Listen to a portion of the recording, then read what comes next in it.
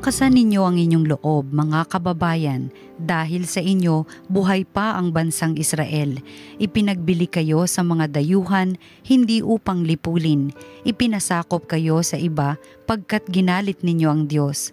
Nang maghandog kayo sa mga demonyo sa halip na sa Kanya, nilait ninyo ang sa inyo'y lumikha. Kinalimutan ninyo ang Diyos na sa inyo'y nag-alaga sa pasimula at dinulutan ng pighati ang Jerusalem na sa inyo'y nag-aruga. Nakita ng Jerusalem ang parusa ng Diyos sa inyo at Kanyang sinabi, "Mga kalapitbayan ko, ako'y pinararanas ng Diyos ng matinding hirap. Ang mga mamamayan ko'y ipinabihag ng walang hanggang Diyos sa kanilang mga kaaway. Maligaya ko silang pinalaki, ngunit nanangis ako sa dalamhati nang sila'y kunin sa akin. Huwag sanang ikagalak ninuman ang aking kasawian. Naiwan akong nangungulila dahil sa pagkakasala ng aking mga mamamayan. Tinalikdan nila ang kautusan ng Diyos at ako'y naging isang bayang wasak at tiwangwang. Lakasan ninyo ang inyong loob, mga anak. Tumawag kayo sa Diyos. Pinarusahan nga niya kayo, ngunit hindi niya kayo pababayaan. Noon, kayo ay lumayo sa Kanya.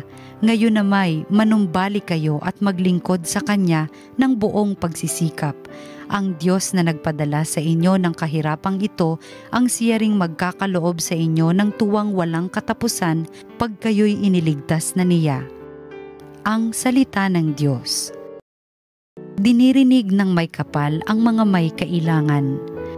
Kung makita ito niyong mga dukha, sila ay sasamba sa laki ng tuwa. Dinirinig ng Diyos ang may kailangan, lingkod na bilanggoy di nalilimutan. Ang Diyos ay purihin ng langit at lupa, maging karagat at naroong nilikha. Dinirinig ng may kapal ang mga may kailangan. Ang lungsod ng Sion Kanyang ililigtas, bayang nasa Juday muling itatatag, doon mananahan ang mga hinirang, ang lupain dooy aariing tunay, magmamana nito'y yaong lahi nila, may pag-ibig sa Diyos ang dooy titira. Dinirinig ng may kapal ang mga may kailangan. Ang mabuting balita ng Panginoon ayon kay San Lucas. Noong panahong iyon, bumalik na tuwang-tuwa ang 72. Panginoon, sabi nila, kahit po ang mga demonyo ay sumusunod kapag inutusan namin sa ngalan ninyo. Sumagot si Jesus, nakita ko ang pagkahulog ni Satanas mula sa langit, parang kidlat. Binigyan ko kayo ng kapangyarihang tumapak sa mga ahas at mga alakdan at yumurak sa kapangyarihan ng kaaway. Walang makapipinsala sa inyo. Gayunman, magalak kayo, hindi dahil sa suko sa inyo ang masasamang espiritu, kundi dahil sa nakatala sa langit ang pangalan ninyo. Nang oras ding iyon, si Jesus ay napuspos ng galak ng Espiritu Santo at sinabi niya, "Pinasasalamatan kita, Ama, Panginoon ng langit at lupa, sapagkat inilihim mo sa marurunong at pantas ang mga bagay na ito at inihayag mo sa mga taong ang kaloob ay tulad ng sa bata. Oo, Ama, sapagkat gayon ang ikinalulugod mo. Ibinigay sa akin ng aking Ama ang lahat ng bagay. Walang nakakikilala sa anak kundi ang Ama, at walang nakakikilala sa Ama kundi ang anak, at yaong marapating pagpahayagan ng anak." Humarap si Jesus sa mga alagad at sinabi na di naririnig ng iba, "Mapalad kayo, sapagkat nakita ninyo ang inyong nakikita ngayon. Sinasabi ko sa inyo, maraming propeta at mga hari ang nagnasang makakita ng inyong nakikita, ngunit hindi nila nakita. Hinangad din nilang mapakinggan ang inyong naririnig, ngunit hindi nila napakinggan." Ang mabuting balita ng Panginoon. Pinupuri ka namin, Panginoong Hesukristo. Isang pinagpalang Sabado po sa ating lahat. Muli, ngayon po ay weekend at sana po kayo ay magkaroon ng isang mapahingang Sabado. At ngayong linggo po, ito ay 26th week in Ordinary. At ngayong araw po, October 4, ang feast day po ni Saint Francis. Kung kaya, ngayong araw, napalahan tayo ng halaga ng kalikasan. At usually po, sa mga simbahan, ngayong araw na ito, may mga blessing of pets. O kaya po bukas, linggo.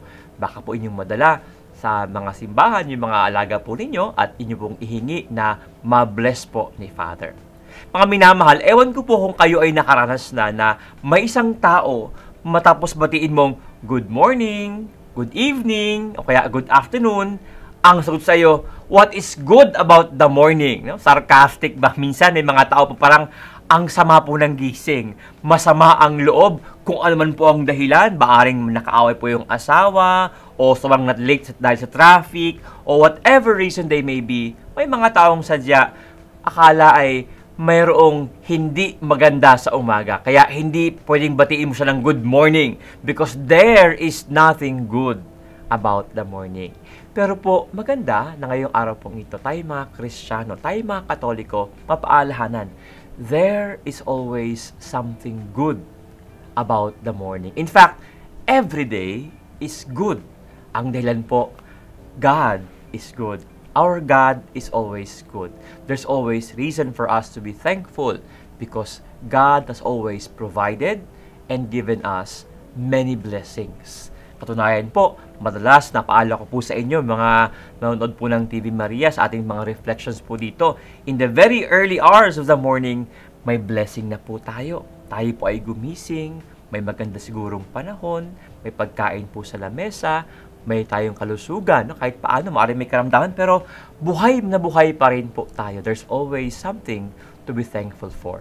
At sa Ebanghelyo, yan pong naisabihin ng Panginoon. Totoo po, ang sabi sa Ebanghelyo, yung mga alagad, they were so happy when they went back to the Lord. No? Yung 72 na sinugo ng Panginoon ng 2 by 2 para ipahayag mabuting balita, gumawa ng mga himala, magpalaya sa mga espiritu, nagpagaling. No? Nung sila po ay bumalik sa Panginoon, they were so happy. At nag-report ng lahat ng mga gandang nakita at naranasan po nila. Totoo po, they had reason. They had, sabi nga may paghuhugutan po sila kung bakit sila ay napakaligaya, napakasaya when they went back to the Lord. Pero ang paalam Panginoon sa kanila, merong dalawang dahilan why they have to be happy. Not because they were able to accomplish great things, yung mga himala. Ang sabi ng Panginoon, you should be happy because your name is written in heaven. Ang iyong pangalan ay nakasulat sa langit. At hindi po ba, tayo pong mga nabinyagan, ang sabi daw, ito po yung araw kung saan tayo po ay tinawag sa ating pangalan ng Diyos. Katunayan, yung ating pangalan daw ay nakaukit na sa palad ng Diyos. Ang ating pangalan nakalista sa langit nung tayo po ay inako ng mga anak ng Diyos. Minsan po, we are so stressed out at hindi maganda ang ating morning, ang ating day kasi para bang may mga masamang nangyari sa ating paligid. May mga bagay tayong we failed to accomplish. May mga targets po tayo, may mga pangarap po tayong hindi makuha-kuha. There are so many reasons to be sad and be angry. Pero ang paalam ng Panginoon, tandaan mo, if there is one reason why you should be happy, ang pangalan mo ay nakasulat sa langit. Ikaw ay tinawag na anak ng Diyos. Ang Panginoong Diyos sa Kristo, ang Panginoong Kristo ay namatay sa krus para sa iyo. Grabe ang effort ng Diyos para maligtas ka. Ano pa ang mas matinding dahilan para ikaw ay maging masaya? To hear, mahal na mahal ka ng Diyos. Minsan po, para bang ang ating pakiramdam, we have so many things to prove. Kailangan maging muna akong mayaman, maging muna makapangyarihan, ma-promote dapat ako. Para bang ito yung ating dahilan para maging masaya. Pag wala ang mga bagay na ito, wala akong karapatan maging masaya. Hindi po. Ikaw po ay inako at inari, anak ng Diyos.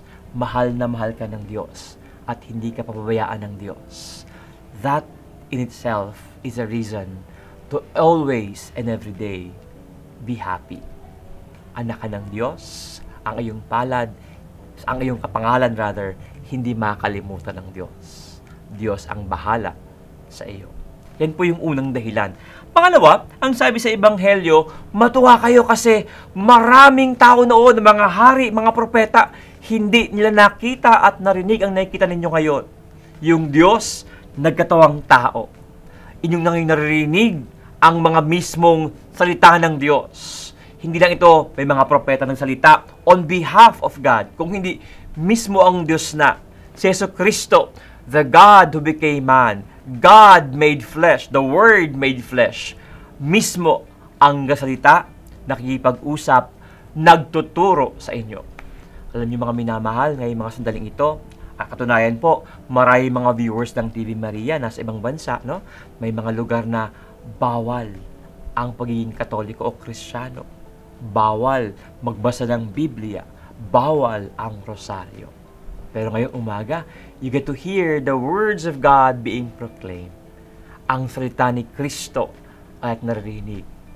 Isang dahilan para magpasalamat. We are so blessed. God is good. We hear the words of God and we are assured we are able to fulfill His will kasi mismo ang Diyos na ang nagsasabi sa atin. Mga minamahal na kapatid, totoo po, ngayong araw na ito, it is indeed a good morning, a good afternoon, or a good evening. It is a good day because God is good. Nawa po, huwag tayo maghanap pa ng iba pang dahilan para masabing magiging akong masaya pag magkaroon ako. Hindi na po kailangan yan. Ikaw po ay anak ng Diyos. That is reason enough to be happy. God is good. Manalangin po tayong lahat ngayon na nawa ang ating buong puso ay magkaroon ng pusong palagi nagpapasalamat dahil po napakabuti ng Diyos sa atin. Panginoon, napanalangin po namin na ay mga kapatid na ngayong araw pong ito muli na paalahanan na ikaw ay napakabuti. Maraming pagkapala at biyaya ang iyong binibigay sa amin. Pero higit sa lahat, ang iyong salita kung saan mapawi po ito ng aming lungkot, ng aming takot, ay muli aming narinig. Nawa ito po ang aming panghawakan sa tuwing kayo po nalulungkot at nanghihinaan, na ikaw ay mabuti, ikaw ay tapat, at ikaw ang aming Diyos. Ikaw ang aming Ama na palagi mag-aalaga sa amin at hindi kami pababayaan. Ang lahat ng ito, Panginoon, ay aming nadalangin sa ngalan ni Yesu Kristo na ang Panginoon buhay at nagahari magpa sa walang hanggan. Amen. At nawa, pagpalain kayong lahat ng makapangyarihang Diyos, Ama, Anak, at Espiritu Santo. Isang pinagpalang Sabado po sa ating lahat.